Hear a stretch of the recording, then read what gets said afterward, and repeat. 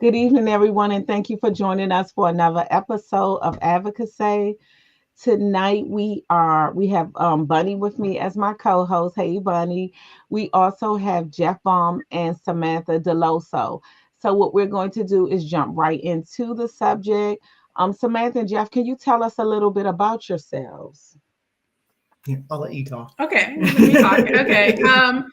Well, we Jeff and I have been married for 20 years. We have two children who are both 24. When we got married, we're a blended family. So my daughter and his son are 5 months apart in age. We don't consider them his and hers, though. We are their parents. Full stop. Yep. Neither one of the other parents is involved in their lives at all. The Connor is our son who has a disability. He has an intellectual disability, and he lives with us, and we are his guardians. And we just, I guess, are here to kind of talk about what our ride has been with him, and then maybe even touch on some of the issues we've had with our daughter, who has some mental health challenges that we've also had to address. Yep. Yeah. And then I guess just personally, I guess we can add, I'm a social worker by trade. So it helps to have some knowledge of resources and services and stuff that are out there. I honestly don't know how folks who don't have that knowledge figure it out, because it's tough, even for somebody who has even worked in the field, which I have. And Jeff, I don't know if you want to talk about your experience with Connor and how to be his only parent until I married you. Yeah. I get it was Connor was born a month premature. It was an emergency C-section.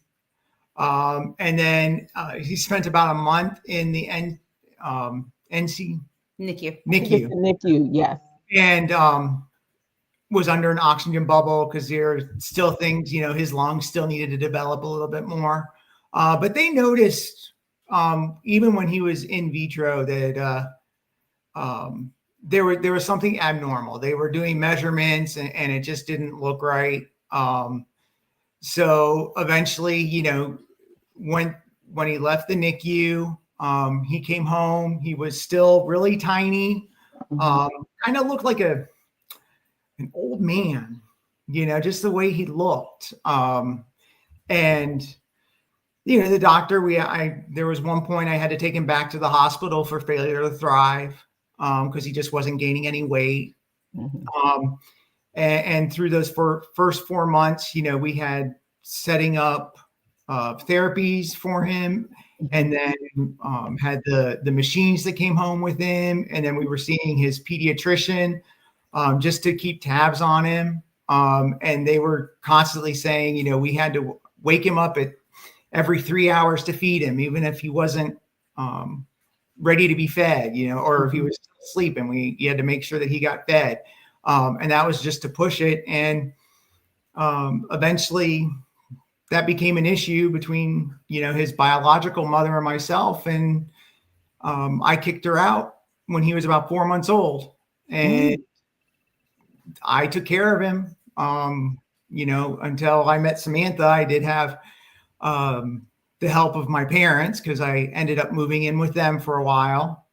And they were a great support. And then I luckily, was able to meet her, and it just kind of met, just fit. Right. Yeah. So how old was Connor when you met Samantha? Connor was 3. He had just turned 3 when we met. And our daughter was still 2, because like I said, they're 5 months apart. So we met in the summer between the 2 birthdays. It was actually that birthday party that Jillian met the rest of my family at her birthday party. Yeah. So that's how we'd been dating for a couple months then. Yeah. And then when we got married, they were Connor had turned 4 in April, and we got married that following June. And so Jillian was still 3 at the time. And I think it's important to note that, it's not just a matter of Jeff having, kicked out his biological mother. They actually, they had custody, went to custody court and all that kind of stuff. And she eventually just said that she was ready to sign her rights away, that she had no relationship with him and had no intention of having a relationship with him, and just terminated her parental rights of her own free will. So, so she had no interest in having any relationship with him. Right. And presumably because of, his special needs. He wasn't reacting or doing things that a normal child, in terms of the stages that they're supposed to hit, the milestones and everything. Yeah, and she couldn't handle it. Yeah. She bowed out really quickly. She really didn't give it a chance to learn how to care for him. This is the first I'm hearing that the mom left and the dad stayed. So that's why I applaud you for that, because you don't hear that often, that dad stays. So I applaud you for staying and going through that journey, because I know it's not been easy. Yeah. No, it hasn't. But like I say, the payoff was I eventually got to meet her, and and we've had a great family since then. Of course, like with every family, you have hills or peaks and valleys. Things come up. You don't agree all the time and all that good stuff, but but the foundation is good. That's what it all comes down to. The foundation is good. Yeah. So, and I know you guys may have said it earlier, I don't know, but what's their ages now? Connor's age, and what's your daughter's name again? Her name is Jillian, and they're both 24. They're both okay. 24. Yeah. Okay. So Connor is now, he had early intervention services when he was, when he was little. He then went into a special needs preschool program. And then he went through all of the, special education all through school, graduated at 21. He's got DDA services in place now, which is really great. That's really sort of the only place that we get any relief from having to care for him. He's doing well. He's doing well medically, which is amazing. We did eventually find out that he has a genetic disorder called cardiofaciocutaneous syndrome, CFC for short. It's a very, very, very rare case. And, we're lucky to have that diagnosis, but a lot of the kids that have that diagnosis do not fare as well medically as he has. They have heart issues. Some of them have very limited lifespans. We haven't had any of the, Connor has sort of outgrown any of the heart conditions that a lot of the kids have. But he also, a lot of the other kids have, mental capabilities, that are a little bit higher than his. And so he even lags behind, the cohort of folks that have the same genetic disorder that he does. So, we're talking about a 24-year-old. Luckily, he's small for his age. I say that pretty frequently. He's probably the size of about the average 12, 13-year-old in terms of his height. And I'm sorry, there's a cat. It's okay. It's okay. And but he has some behaviors. He has the intellectual and developmental disabilities, but he also has co-occurring autism and ADHD. So sometimes behaviors are a little bit of a challenge. He doesn't always see the world in the same way that we do. He doesn't always express his needs and wants and desires in is he verbal?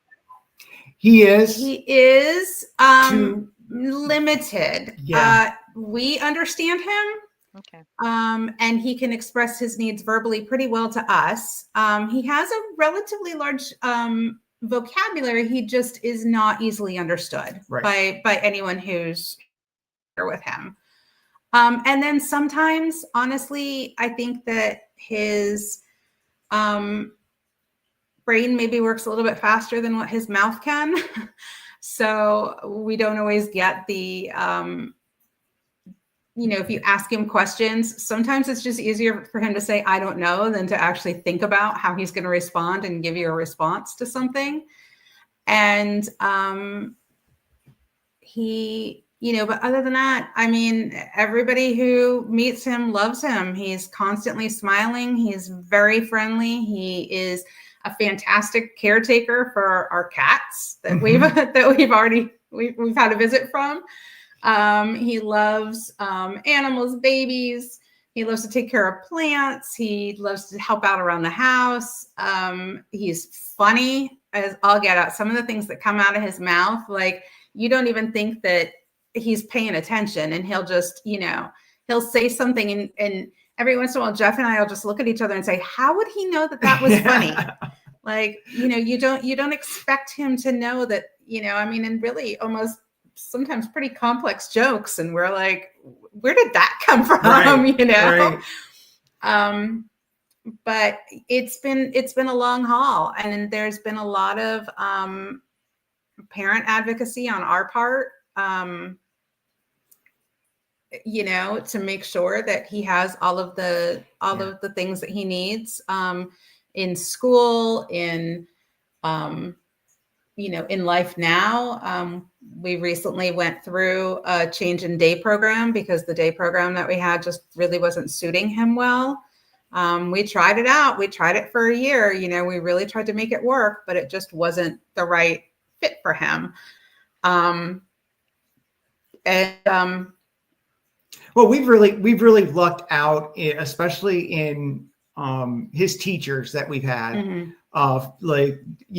He first started down in Florida, and his teacher there was just wonderful. She knew how to relate to him, and that kind of introduced him to the social world. And then that carried through where, we ended up moving to Pennsylvania, and received a lot of services there for him. Even, he was getting occupational and physical therapy. And there was even options for all sorts of stuff like music therapy and things like that unfortunately we just couldn't find the time for. But his teacher in Pennsylvania, she helped us potty train him. We moved there and he was what? 7, and he was still in pull-ups, and his teacher was like, oh no, mm-hmm. that's not gonna fly. He can do it. Mm-hmm. He knows what he's doing. And we were just like, okay, we'll listen to you. Yeah. Well, and that was a huge help for us too, because we couldn't find any sort of after school programs for him until he was potty trained. And so really, yeah. Even with him having special needs, it still was a requirement to be potty trained? Yes. Yep. So I couldn't work the first, year and a half. Easily. Yeah. That we were in Pennsylvania, because I had to be home with him. And then once he was potty trained, I was able to go back to work, full time, and we were able to find someplace for him. But even with that, there was some advocacy. His behavior started to become an issue.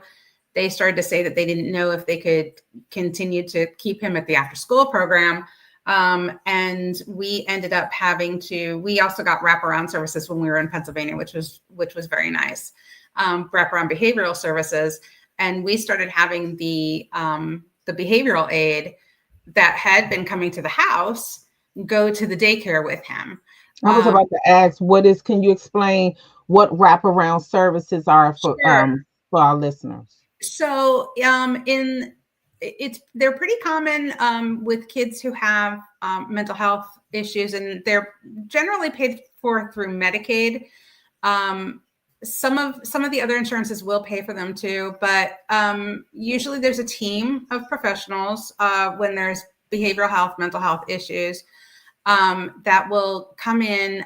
It's, like a therapeutic aide, and then also a therapist and a psychiatrist are part of a team that develop a treatment plan for him. And then we would see the therapist about once a week. She would come by the house and create behavior plans for him, or check on the behavior plans that were in place for him. And the aide was then kind of tasked with working with him to develop the skills to be able to change his behaviors, basically.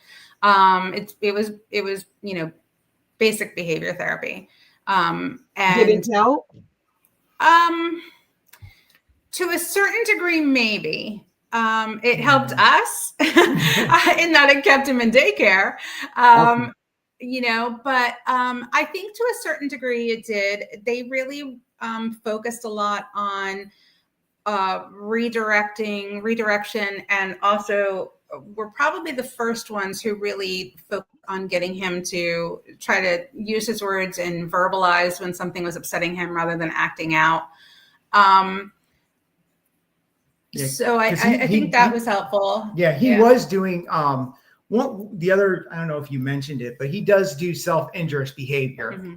So when he does get frustrated, when he does get upset with himself, he might slap his leg if he's not walking fast enough, or if his mouth's, if you can't understand him, he might slap his mouth and tell his mouth to work better or something like that.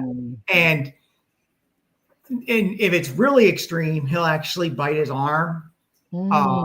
And he's broken the skin a few times. Many times. Well, many times. He has scars. Probably at least once a week. But there again, we go through the whole process of, trying to find alternatives, because that's what it is redirecting that behavior. So what's going to be best? And we had to go through a lot of iterations of, okay, would it help if he had something else to bite on? Something like a rubber hose. Yeah, that did not work at all. Would it help if he had like a toy, like a fidget spinner or something like that could occupy him? That really didn't work. What we eventually found was he just needed a clean break. He needed a walk. He needed to kind of, whatever was upsetting him, he kind of just needed to pause and get away from it. And sometimes the best way, especially in high school, they would just take him for a walk around the building. Talking about high school, I do want to kind of go back a little bit, because I was going to ask about school. How was school, start elementary, middle to high school? Did he have to go to certain schools, or just be put into a particular classroom? What was his schooling like? Yeah, his schooling, he started, I'll go to where he started at a nursery, and then moved over to what they called the big house, which was about when they were getting ready for pre-K. And that place actually said they couldn't service him anymore, because we had one instance where they were painting and they put washing detergent in their paint to help it come out of the clothes easier. And they turned their back one time and he took a swig of it. And so after that incident, they said, yeah, we can't, he needs to have somebody watching him all the time. We can't do that. He needs somewhere else. And that's where we got him into, that was Gretchen Everhart. We got him into Gretchen Everhart. Yeah. That was actually a specialized school. It was a specialized school. That was in Florida. Yep. And so in Florida, all school systems are different in all of the states. They're all run differently. Even the structures of the school districts are different within different states, which a lot of people don't realize. But in Florida, for kids who are at the level that Connor was at, they generally tend to put them into specialized schools. There's not, at least at that time, I don't know if they've made any changes since then. We're talking, almost 20 years ago, but At that time, they were very much, I call it warehoused. They were not allowed to attend their community schools. They were placed in special schools. So did Jillian go to the same school with Connor, or did you have to go 2 different routes for both of them? We went 2 different routes because Jillian was, on the, kind of on the other end of things, even though she has mental health issues, which developed later in life.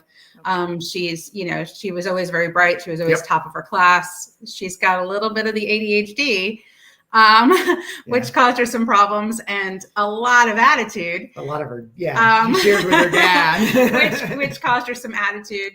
But she always, she excelled at school. So they went to different schools. So they went to different schools in Florida. And then when we moved to Pennsylvania, they could serve him at one of the community schools, but it wasn't the one we were zoned for. Right. Oh, okay. So they were in the same school district, but again, Jillian went to the school that was, half a mile from our house, and Connor had to get on the bus every day and ride across town to a school that was probably about 15, 20 minutes from our house. And then, but that was a community school, and they made every effort to make sure that all of his needs were met. Yep. And that's where, as I say, that was, I can't remember her name, but Mrs. Novosel. Yep. Mrs. Novosel. and she was that's the great thing is she was not only, advocating for her students, she was an advocate for improvements to the system. Yes.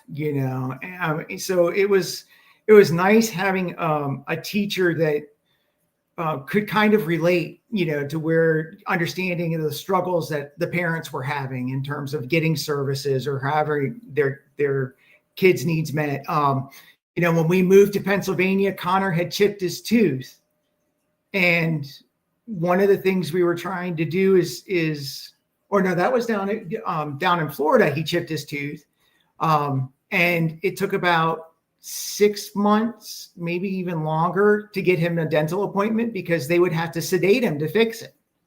Because he just couldn't understand what was going on. He, just couldn't sit there and keep his mouth open to have it fixed. And then it was also a kind of a struggle to find a dentist in Pennsylvania, wasn't it? And I think that's all of our struggles. I was about to say, I think that's all of our states. We're struggling with that again. We're struggling with that again. Did you guys move to Pennsylvania to get better care for Connor and Jillian?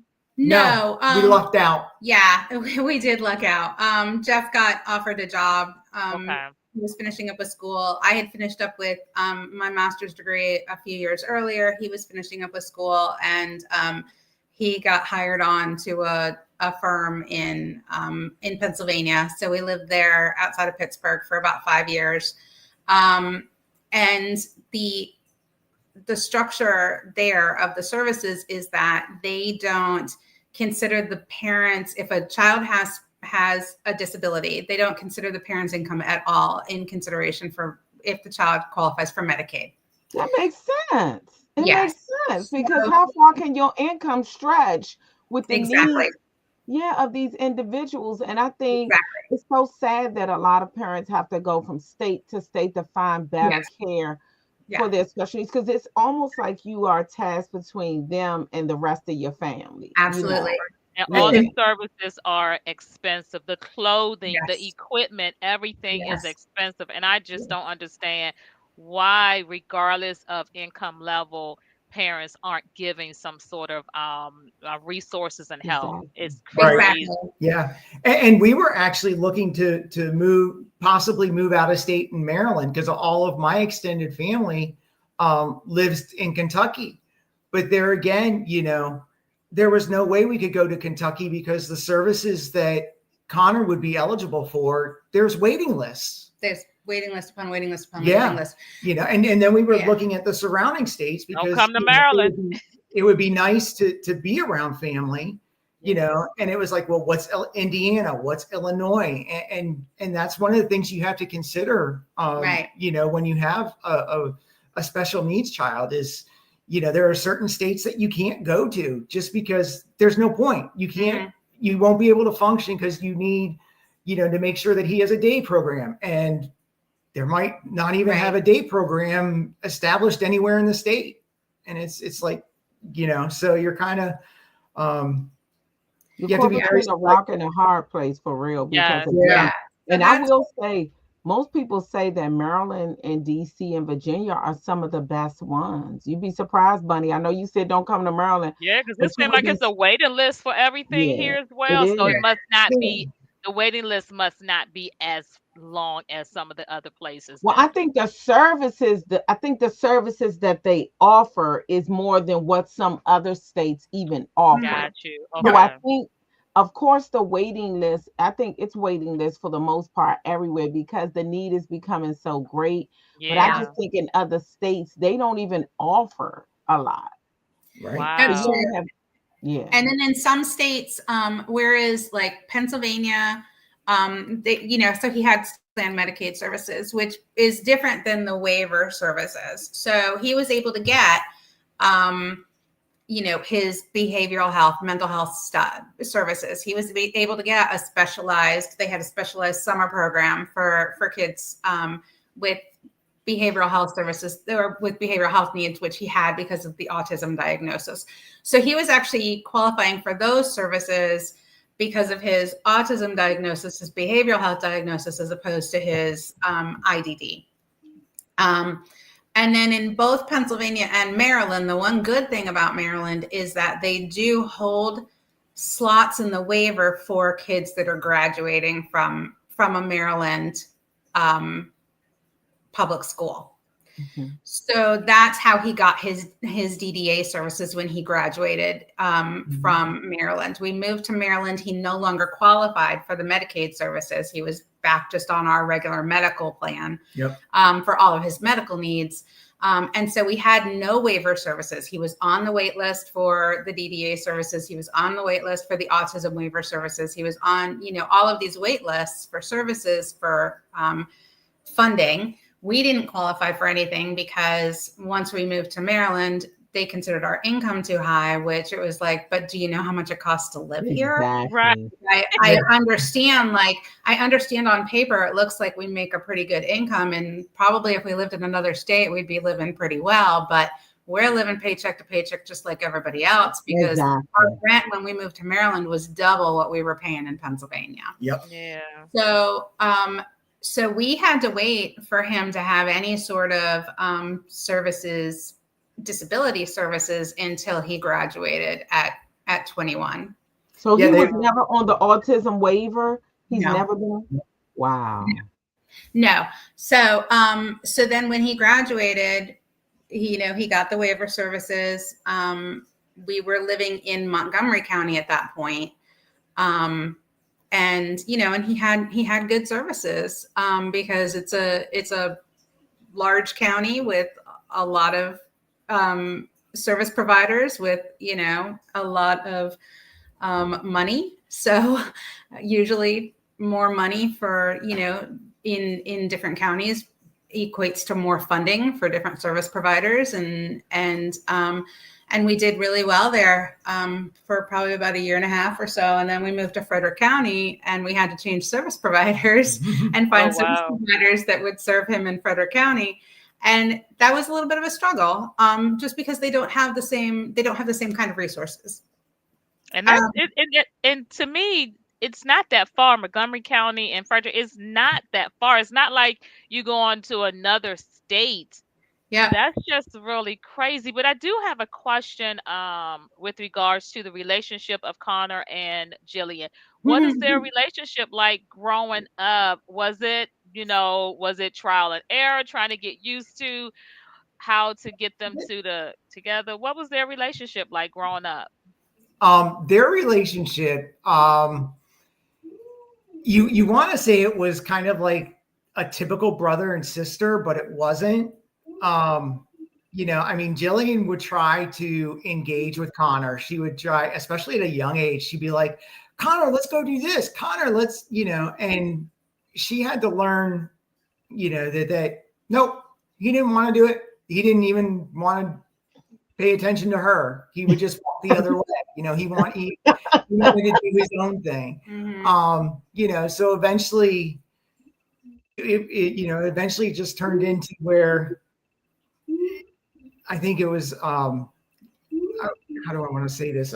Where they could be in each other's space, but only for a short period of time. Yeah. Okay. And then it would get into Jillian did this, Connor, and it was more Jillian did this, Jillian did this, Jillian did this. Did Jillian ever feel that she wasn't getting enough attention from you guys? Did you guys have to go through any of that? Yeah, we did. And I think we felt that too. I mean, there were plenty of times that, when we would have any sort of help, because of course, when we moved from Florida to Pennsylvania, we moved away from family. We haven't lived near any sort of family or outside support for 17 years now. So, we do get, and that's not to say that his family doesn't help. My parents, unfortunately, are passed away at this point. But that's not to say that his parents and his sister don't help where they can, but they live out in Kentucky. So there's not, so we can, they do help us out where they can, but we're talking about, a couple weeks out of the year, 2-3 weeks out of the year that they can maybe, provide us some relief.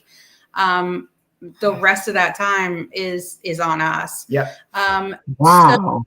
But and then I also wanted to talk a little bit about the Jillian and Connor relationship. Yeah, go right ahead. I think that when we first met, they were, even though Connor was obviously not at her level, I think that they were able to engage with each other but then as she started to sort of mature past him, it became a little bit more difficult for the two of them to interact. And then I think when things really went south, was when, she sort of got into a position where she could almost be like in a more caregiving role for him.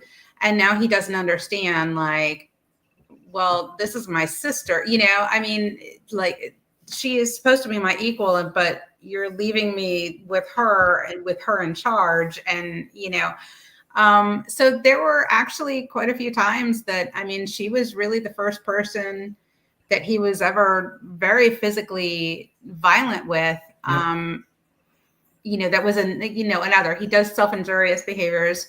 But he would just out of nowhere become physically aggressive towards her because he would get so angry at her, telling him to do something or trying to be, even trying to be helpful in some way. He saw it as, it was problematic for him. Yeah. So, and I know that at times, Jillian has said to me, I could be such a good sister to Connor if he would just let me. Yep. Aww. Because she has that desire. She, she has reached out. She, would do things with him like, knowing that he loves animals, knowing that he loves dogs. She would like have one of her friends bring their dog over so that he could play with the dog. And, or she would like try to create special opportunities for him. Like once she started driving, she would like take him out for ice cream or something, just the two of them. So as she's gotten older, and especially I think since she's been out of the house, because of course she's been out of the house except for during COVID, since she was 18. So she's sort of like a visitor at this point. Now he seems like she's visiting us, for the next few days, and he seems happy to see her, but still he's not really engaging with her. No. It's kind of like a hi, Jillian, you're cute. That's what he says. Instead of getting in trouble for saying something mean to somebody, he has now replaced that with you're cute. So but they're like worlds apart. And I say that with my son and my daughter, maybe it's different because my son is older and Morgan is younger. Yeah. So she loves to be nurtured. And I mean, when he comes around, she changes. Oh, she's just this pathetic little girl, and she just loves his attention. So I think it may be a little different because they're like 4.5 years apart. And Yes. Morgan likes to be babied. But I think Yeah. it may be a little different because he's a boy and she's a Hmm. girl. So it Yep. becomes like another mother. So I can see how that happens. And then I think with Morgan, she's nonverbal and she's Hmm. intellectually further along, a lot behind Jeremy. So I think when you're sitting here and you're talking about the two, I can kind of see the frustration that he may exhibit. I mean, it's not to say he doesn't love her, but like you say, he looks at her like we should be equal. How and sometimes Hmm. we don't realize that they're a lot more intelligent than what they're letting on. So some things he knows that he's not up to par. And to see her, Yes. kind of growing out and him sitting back and he's not able to do the things that she's doing, it could be Hmm. hard for her. It's hard Right. for him as well. Yeah, we had for a little while, my father-in-law made the joke because when Jillian graduated from high school, she got accepted into University of Louisville and she moved out to Louisville, which is where they live. They live out in Louisville, Kentucky. And my father-in-law made a joke at one point of, well, Connor can't wait to graduate because he thinks when you graduate, you get to move out to Louisville and live closer to grandma and grandpa. And I don't know if there's something to that. There may have been in his worldview that might be the case. That Jillian got to move to Louisville when she graduated, and now I get to move closer to grandma and grandpa when I graduate, which But see, didn't happen. Right. But what boggles me with that is that's a complex thought. Like to put that all together. Just that. And I wished it, and I know Sam's probably wished it too. Is what's going on inside there? Because there's a lot more going on inside his head. And we know. And that's where I wanna, I've always wanted to meet that person. I'm right there with you with my Me too. I grandson. think we all could say that. Yeah. Yes, my grandson is 8 years old. He's autistic, nonverbal, and he just was potty trained like within the last 6 months. So Mm-hmm. yes, I would love to live in that brain of his just to see Mm-hmm. how it functions. Yeah. Because there's a lot of things that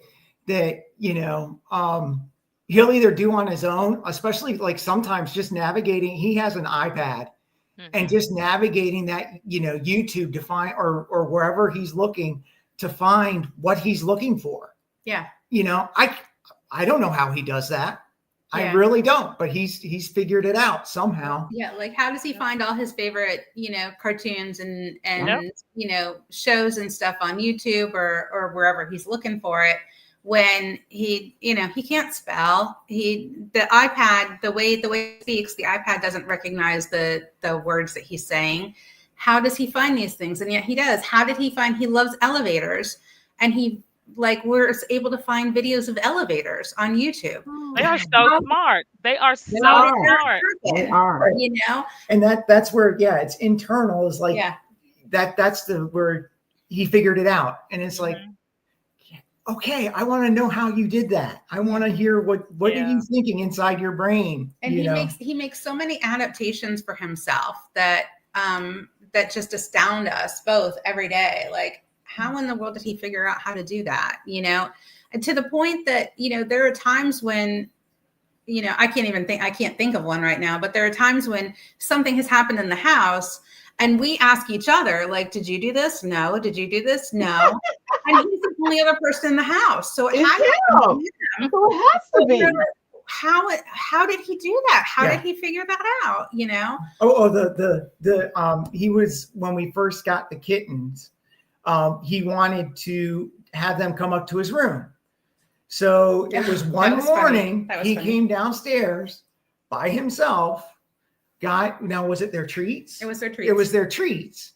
Got their treats and actually went, and made a trail, like a path from the kitchen, up the stairs, down the hallway to his room. So the cats Yeah. would come to his room. How And- can he figure that out? They are smart. That's what I'm like, yeah. We He didn't know planned that. The fact that he put that together and he planned it, I mean, that is amazing. Right. Yeah. Well, and not only did he plan it, but he planned the sneaking out of his room and sneaking downstairs to get the treats and not making any noise with the treats, because you know the treats, when you shake them, are pretty loud. Like, so that he could do all of this without us knowing. And of course, I wake up and I start coming down the stairs. He's in his room. I'm coming down the stairs and I'm like, that's weird. Why is there a cat treat on the stairs? And then I go down a few more stairs and I'm like, there's another cat treat there. That's weird. Right? That is so funny. I can relate to you guys so much because Grayson, he sneaks in the refrigerator. He'll get ice cream and real quiet about it.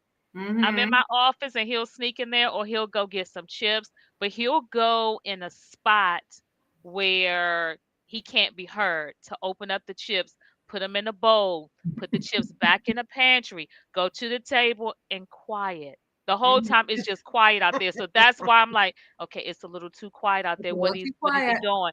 They are so smart with everything that they do. And I'm just like, what's inside of that brain of theirs? Yeah. Yeah. Yeah, but getting back to the question of with Jillian and Connor being so different, and then the attention with paying to Jillian. One of the things that I tried, we actually started between her and I is besides sharing activities where she wanted to play softball, so I was her coach on her team. Okay. We would actually plan outings where it would be the two of us, just the two of us going to a baseball. Very good. Very good. Or going to see if there was a movie that we wanted to see. We would go see the movie together. Mm-hmm. So you have to plan, that special time for that other one. So you can keep that balance, because not only does it give me a break from Connor and dealing with that stress, and Sam takes that on, I actually get to cultivate the relationship with my daughter, I like that. Yeah. And growing that. And there again, between Jillian and I, we've had some uphills and valleys. But to where we are right now, we're in a really good place, her and I, and it's great. We have our own jokes. We have our own, the way we talk to each other. And I'm proud of what she's turned out. It's a juggling act. It's a juggling act. It really is. And there are times that, I think people think that we all have it all together, but we don't. We're trying to figure it out just like everybody else. And it's trial and error. It really is. But you're trying to get everybody what they need.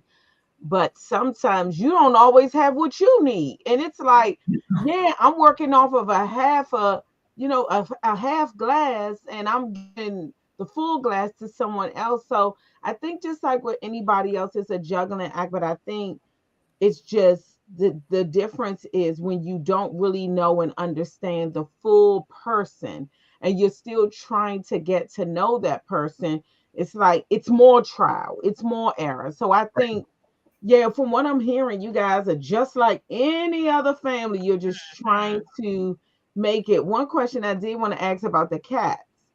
Do you think that Connor has a closer relation? Because sometimes they relate to the animals more. What do you think that, because I know with Bunny, Grayson and Morgan used to have the stuffed animals, and we used to call them her friends. Do you think that he kind of looks at the cats as someone that they may feel like they understand each other? One of the cats is his buddy. He'll even say, that's my baby. And there was one day, for the most part, the cats kind of ignore him a little bit. The one will, if he hears Connor awake during, because Connor usually wakes up before everybody else, of course, right? That's all of us have that issue, I'm sure. But if when he hears Connor awake, he'll go and he'll hang out with Connor for a little while, One of them absolutely wants nothing to do with him. And then one of them kind of puts up with it, but is not, he's not jazzed about it, but he doesn't, lash out at all. But there is one of them, Bucky, does have a pretty special relationship with him. And he'll even, if Connor comes home from his day program and doesn't immediately, go over and pet Bucky will start yelling at him. Yep. Like he'll start meowing at him. Like, what is going on with you? Like, you're supposed to come say hi to me before you do anything. Yep. And I think they need that friendship. That's where it's so. And the reason why I asked that is before, most of our special needs individuals, they're in their world of their own.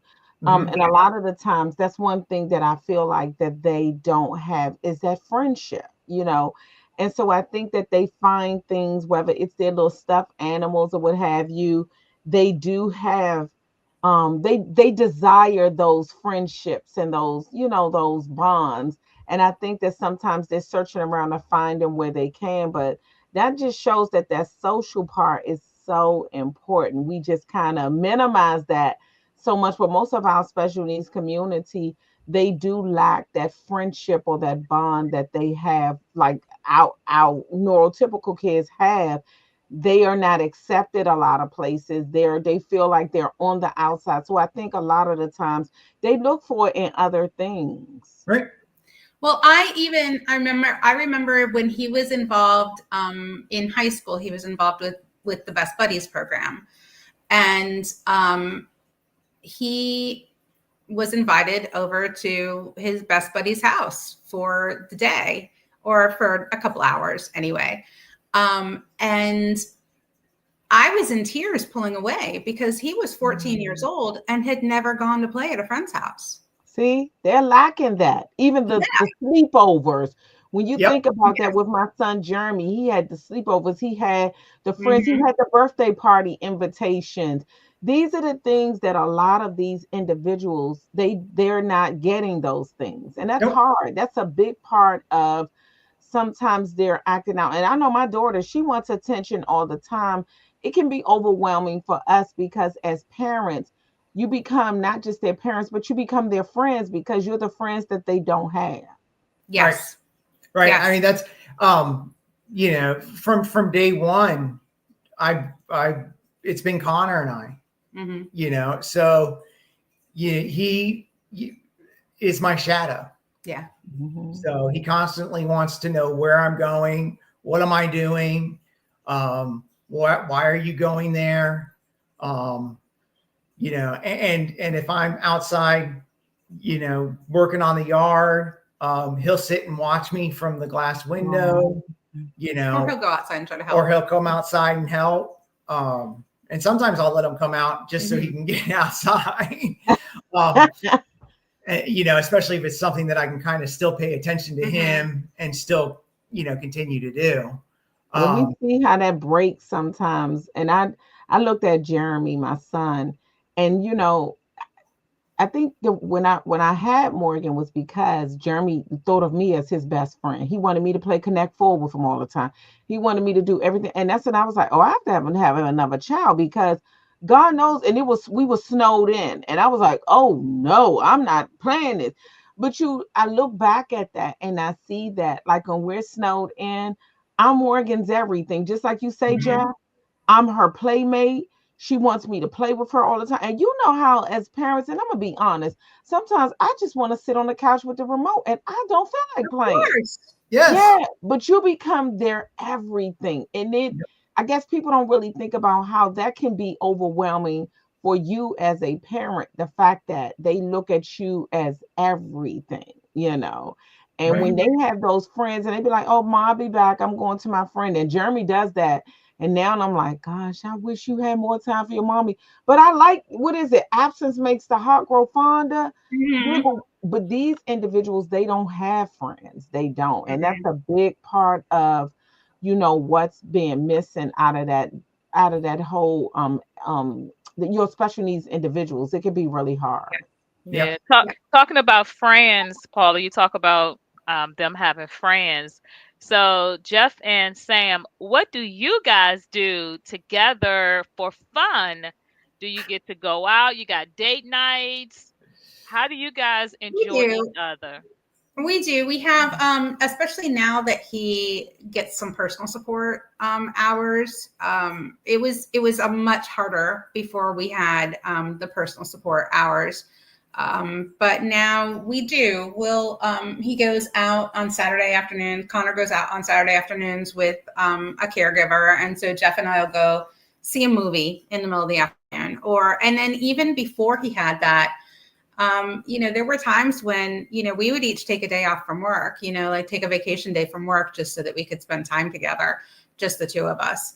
Like I said, we call on our family some, his folks, what was it, last year? We went out to St. Louis for a couple of days. We had gone to Louisville, and, we left Connor with his parents for a couple of days, and we drove out to St. Louis because he had gone to school in St. Louis and I had never been there. So he just wanted to show me the city. But it's little opportunities like that, just calling on whatever supports we can to be able to have that time to the two of us. And we'll sit and watch TV together, just take those little opportunities. But the bigger, like actually getting away from everything and spending time together, that's just it's happened one time. Mm-hmm. And I remember I had to call my folks and I had to figure out a way to get Connor to my folks and to make this happen. And I called, and it's kind of a funny story because on the other end of it, I asked my folks and they were like, yeah, of course. And my mom told me that it was like, whatever Jeff's asking about, say yes to, Well, that was when we went to, when we went to Las Vegas. Yeah. Because what we were able to do was, and that was actually, they came out from Louisville and spent the week, because it was for me to go to a conference, and I wanted to take Sam with me so we could have some time fun in Vegas, because that's where the conference was, and take a couple of days.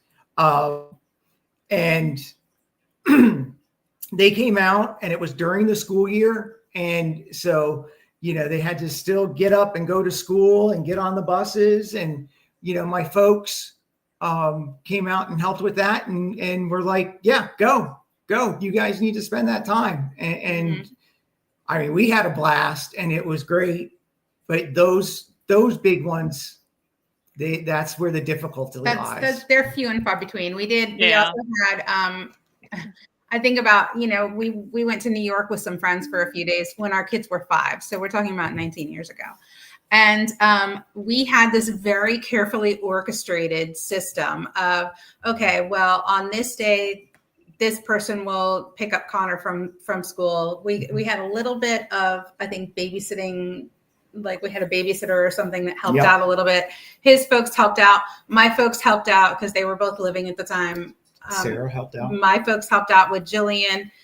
So it was this very carefully orchestrated, from this time to this time, this person is watching the kids. And from this time to this time, these people have Jillian and these people have Connor. And then, and that's how we had to do it for 4 days in New York. And then the only other time that we've really gotten away was the Thanksgiving before my father passed away.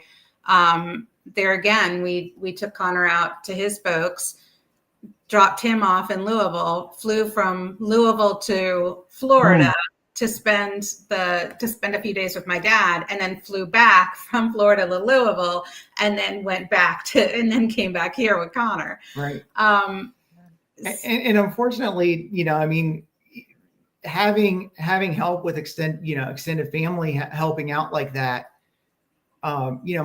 my parents aren't getting any younger. Yeah. So that's what I was sitting here thinking, like, how can your getting parents deal with his behavior? Because sometimes it's a lot. Yeah. It is. My daughter has behavioral, so it's hard. Like you guys, if we go somewhere, it's tag teaming it. And for the most part, my mom is 75. So getting it here and there is okay. watching her so she can go like going to sleep. But when you're talking about physically handling them, it can be overwhelming for Yeah. me. So I know at times it can be overwhelming for my mom. Mm-hmm. Yeah. Yeah. Yeah, but but it's not always going to be there. So that option's not always going to be there. And to be honest with you, we can't afford to pay for a babysitter because there's no other services that could watch him overnight, or for days or something like that. So we could actually have a vacation like that. And Does he qualify for Yeah. respite? He does qualify for respite, but there again, the problem is finding the provider. Yep. So we could get it added to his plan, no problem.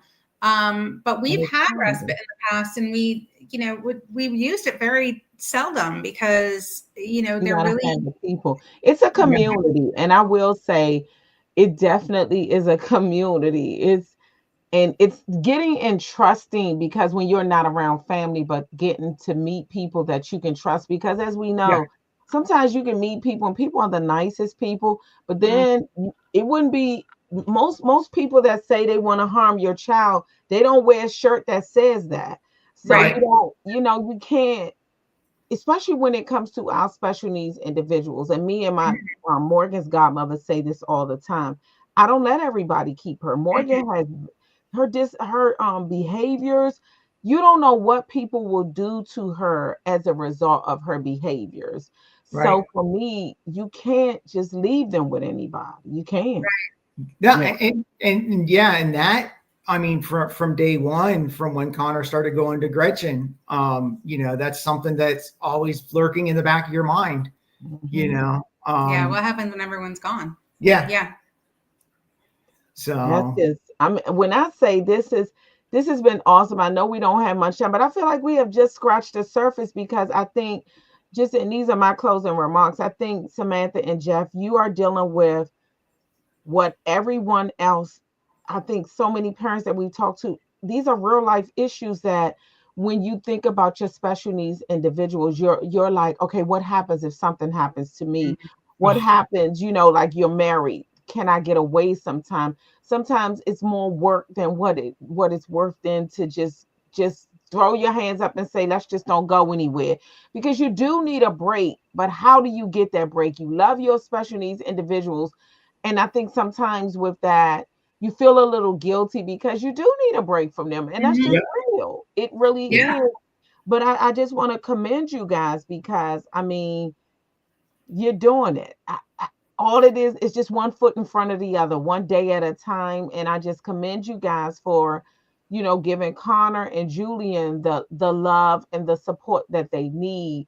While in some ways you're kind of depriving yourselves of getting some of the things that you need as a result of being in parents. But guess what? There's a reward waiting for us parents. I do believe that. There is a reward waiting for us, because everybody can't do this. This Yes. is not for the crybabies. This is not oh for yeah, it's not for them, because at this point, this is hard work.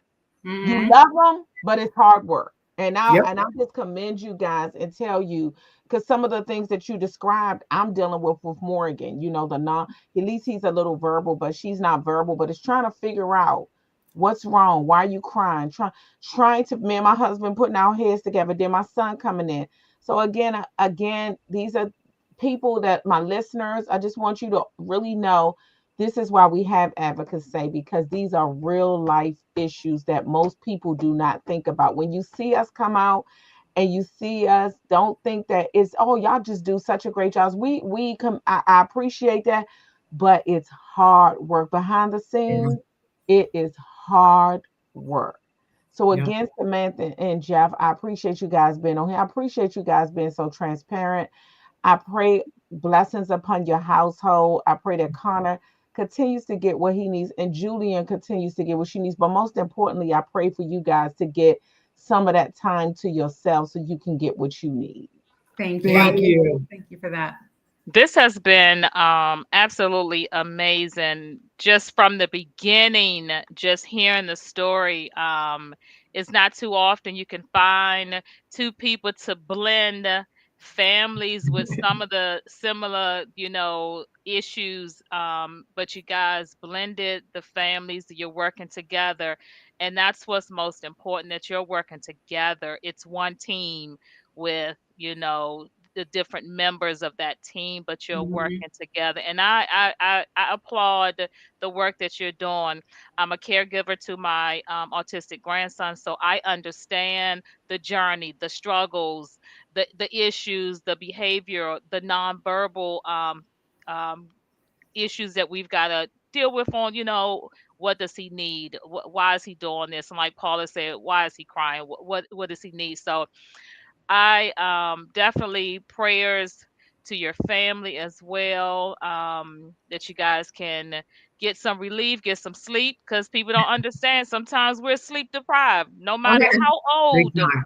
how old Yep. our individuals that with different abilities are, we're still up at night. We're still trying to figure Yes. out, what we need to do. Yeah. So yeah, thank you so much for your story. And Thank you. Jillian and Connor are definitely blessed to have the two of you as mom and dad Thank and you. as their advocates. Thank you. Absolutely. Thanks. Yep. You want to share So, your Jeff, last, yes, Jeff and yeah. Samantha, give us something to even think about.